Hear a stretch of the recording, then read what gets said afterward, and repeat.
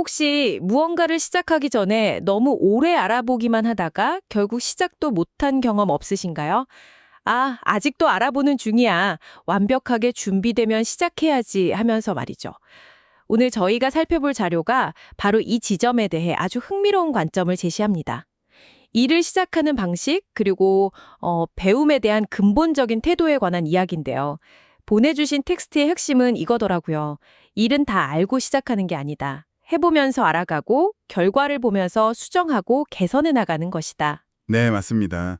우리가 무언가를 미루는 아주 세련된 핑계, 바로 그 준비라는 이름의 함정에 대한 이야기죠.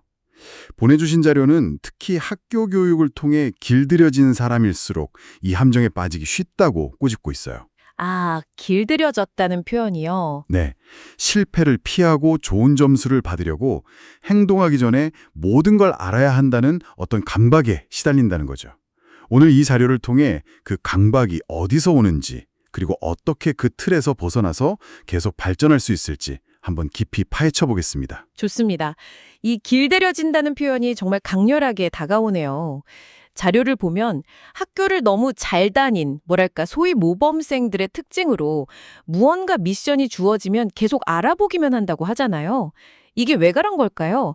사실 저도 학창 시절에 예습은 철저히 해야 마음이 놓이는 그런 학생이었거든요. 바로 그 마음이 놓이는 지점이 핵심입니다.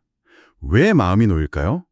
틀리지 않을 거라는 확신, 선생님께 질문받았을 때 막힘없이 대답할 수 있을 거라는 자신감 때문이죠. 아, 그렇죠. 자료에서는 이걸 선생님에게 혼나지 않거나 점수를 잘 받기 위해서라고 정확히 표현하고 있어요. 학교 시스템은 본질적으로 정해진 답을 빠르고 정확하게 맞히는 능력에 보상을 주잖아요. 네, 맞아요. 과정에서 얼마나 헤맸는지는 사실 중요하지 않아요. 최종 답안지에 정답을 적었느냐, 이게 모든 걸 결정하죠. 맞아요. 시험 볼 때 모르는 문제가 나오면 차라리 비워두는 게 감점을 피하는 길이라고 배울 때도 있었으니까요. 시도했다가 틀리는 것보다 아예 시도하지 않는 게 더 안전한 선택이 되는 경험이 쌓이는 거죠. 바로 그겁니다. 그러다 보니까 자연스럽게 실수는 곧 실패다. 이런 공식이 머릿속에 박히는 것 같고요. 바로 그거예요. 그 공식 때문에 우리는 모든 변수를 통제하고 모든 가능성을 예측해야만 비로소 첫 발을 내디딜 수 있다고 믿게 되는 겁니다. 불확실성을 견디지 못하는 거죠. 하지만 자료는 실제 세상의 일은 그렇게 돌아가지 않는다고 아주 단호하게 말합니다. 정답이 없으니까요. 네, 우리가 직면하는 대부분의 문제에는 애초에 정답이란 게 존재하지 않으니까요. 바로 그 지점에서 정말 흥미로운 비유가 등장합니다. 우리가 일하는 방식이 마치 딥러닝 같아야 한다고요. 심지어 GPU가 학습하는 방법처럼이라는 말까지 덧붙이는데요. 잠깐만요. GPU라면 보통 컴퓨터 그래픽 카드, 게임할 때 쓰는 부품으로만 알고 있는데 그게 학습하는 거랑 무슨 관련이 있는 건가요? 아주 날카로운 질문입니다. 대부분 그렇게 생각하죠. 사실 GPU의 본질은요, 수천 개의 작은 계산기들이 동시에 일을 처리하는 병렬 처리 능력에 있습니다. 병렬 처리요? 네, 이걸 학습에 적용하면 어떨까요? 하나의 똑똑한 뇌가 심사숙고해서 답을 찾는 게 아니고요. 수천 개의 그다지 똑똑하지 않은 뇌가 일단 각자 답을 내뱉고 틀린 걸 확인한 뒤에 다 같이 조금씩 수정하는 방식인 겁니다. 아하. 엄청나게 빠른 속도로 수많은 시행착오를 겪을 수 있게 되는 거죠. 와, 듣고 보니 엄청 무식한 방법처럼 들리기도 하네요. 일단 계속 틀리면서 배우는 거잖아요. 제가 만약 회사 신입사원인데 팀장님, 제 GPU 방식으로 일하겠습니다. 한 수백만 번 정도 실수하면 전문가가 될 겁니다. 이러면 바로 짐 싸야죠. 네, 바로 그럴 것 같은데요. 물론이죠. 여기서 중요한 건 실제로 수백만 번 실수하라는 게 아니라 그 접근 방식을 배우자는 겁니다. 자료에서도 지적하듯이 우리는 기존 컴퓨터처럼 데이터를 전부 저장하고 외워서 일을 처리하려는 경향이 있거든요. 아, 교과서 통째로 외우는 방식이요? 네, 맞아요. 학교 방식이죠. 하지만 딥러닝은 정반대입니다. 처음엔 고양이 사진을 보고 개라고 답하는 수준에서 시작해요. 당연히 틀렸죠. 그럼 이건 고양이야 라는 정답과 비교해서 얼마나 어떻게 틀렸는지, 즉 오류를 계산합니다. 그리고 그 오류를 줄이는 방향으로 자신의 판단 기준을 아주 조금씩 수정하는 과정을 무한히 반복하는 거죠. 아하, 완벽한 지식에서 시작하는 게 아니라 일단 부딪혀보고 피드백을 받고 그걸 바탕으로 내 방식을 아주 조금 개선하는 과정을 계속 쌓아나간다는 거군요. 아직도 알아보고 있다는 말이 사실은 피드백 받는 게 두려워서 시작을 못하고 있다는 말과 같은 거였네요. 정확합니다. 자료에 궁금하면 해야 할 것 같으면 알아보면서 시작을 해야 한다. 그리고 결과를 보면서 수정 개선해야 한다는 문장이 이 모든 걸 담고 있습니다. 완벽한 계획을 세우느라 시간을 허비하는 게 아니라 빠른 실행과 지속적인 개선, 이게 핵심이라는 거죠. 근데 이런 접근법은 실패해도 괜찮은 환경에서나 가능한 거 아닌가요? 예를 들어 다리를 건설하는데 딥러닝 방식으로 할 수는 없잖아요. 무너지면 큰일 나니까요. 물론입니다. 실패의 비용이 아주 큰 영역에서는 당연히 신중해야죠. 하지만 우리의 일상 업무나 개인적인 성장은 대부분 실패 비용이 낮은 영역에 속한다는 점을 기억할 필요가 있습니다. 이론은 알겠는데 막상 제 일에 적용하려고 하니 여전히 좀 막막하게 느껴지긴 합니다. 혹시 자료에 좀 더 구체적인 사례가 있었나요? 네, 아주 현실적인 예시가 나옵니다. 이 예시가 이 자료의 정수라고 할 수 있죠. 매일 똑같은 포장 업무를 하는 상황입니다. 문제가 발생했어요. 포장할 것이 너무 많다. 보통 이런 상황이면 사람 좀 더 뽑아주세요. 이 말이 가장 먼저 나오지 않나요? 그렇죠. 대부분의 사람들은 사람이 부족한가? 하고 바로 인력 문제로 넘어갑니다. 하지만 자료의 접근법은 문제의 본질을 다르게 봐요. 아님, 불필요한 동작이 맞나? 라고 질문을 던지죠. 문제의 원인을 외부, 즉 인력 부족이 아니라 내부, 프로세스의 비효율에서 찾는 겁니다. 와, 이건 정말 중요한 관점의 전환이네요. 일을 더 잘하는 방법을 찾는 게 아니라 일 자체를 줄이는 방법을 고민하기 시작하는 거니까요. 맞습니다. 그리고 목표를 비용을 줄이는 것으로 명확히 하고 사람을 늘리는 것은 안 된다는 제약 조건을 설정합니다. 이제 목표와 제약이 명확해졌으니 일을 줄일 창의적인 해결책을 찾아야 하죠. 그때 아주 기발한 아이디어가 나옵니다. 바로 그 올리브영 사례군요. 네, 우리도 본품과 사은품을 한 상자에 담아야겠다. 올리브영에서 본 것처럼 거창한 경영이론이나 물류 시스템 분석에서 답을 찾은 게 아니에요. 그냥 길 가다 본 가게의 포장 방식에서 영감을 얻은 겁니다. 아하. 그 결과는 명확하죠.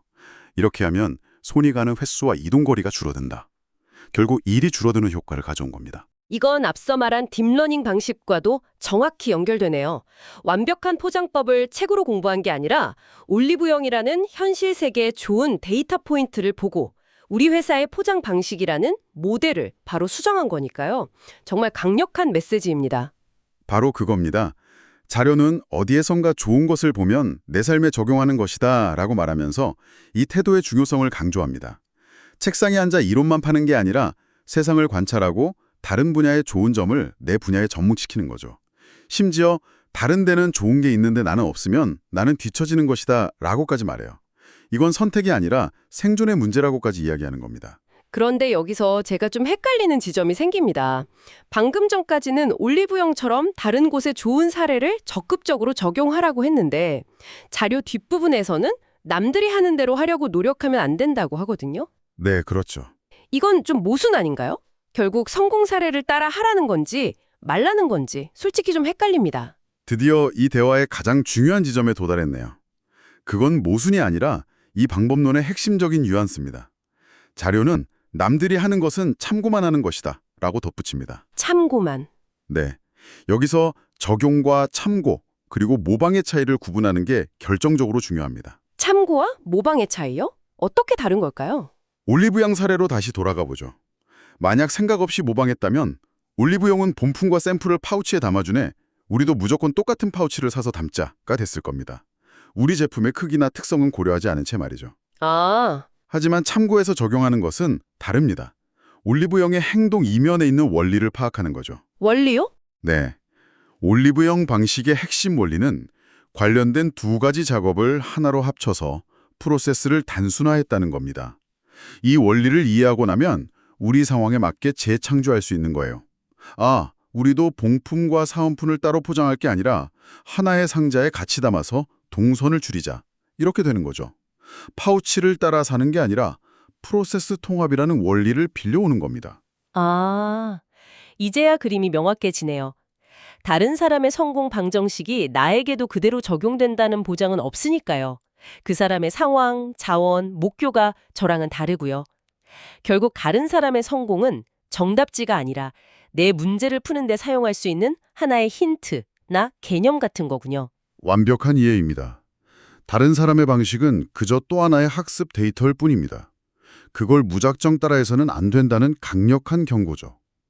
결국 자신만의 상황을 분석하고 참고한 아이디어의 핵심 원리를 추출해서 나만의 방식으로 재창조하는 주체적인 태도가 필요하다는 겁니다. 이것이 바로 학교 교육이 가르쳐주지 않는 진짜 세상에서 문제를 해결하는 방식이죠. 이해가 확실히 되네요. 결국 이 모든 과정의 주체는 나여야 한다는 거군요. 학교 교육처럼 정해진 답을 따라가는 게 아니라 딥러닝 모델이 스스로 학습하듯 또 다른 사람의 성공을 참고하되 결국 나만의 해답을 만들어가야 한다는 말씀이시군요. 네, 맞습니다. 그렇게 할 때 비로소 자료의 마지막 문장처럼 많은 사람들이 부러워하는 내가 되는 것이다 라는 결과에 이를 수 있겠네요. 네, 그렇습니다. 남들이 부러워하는 사람이란 단순히 남을 잘 따라하는 사람이 아니잖아요. 끊임없이 배우고 남의 것에서 원리를 훔쳐와서 자신만의 독창적인 길을 만들어가는 사람이니까요. 오늘은 완벽한 준비라는 환상에서 벗어나 실행하며 학습하는 태도의 중요성에 대해 정말 깊이 있게 이야기 나눠봤습니다. 보내주신 자료를 통해 행동을 미루게 만드는 교육의 관성에서 벗어나고요.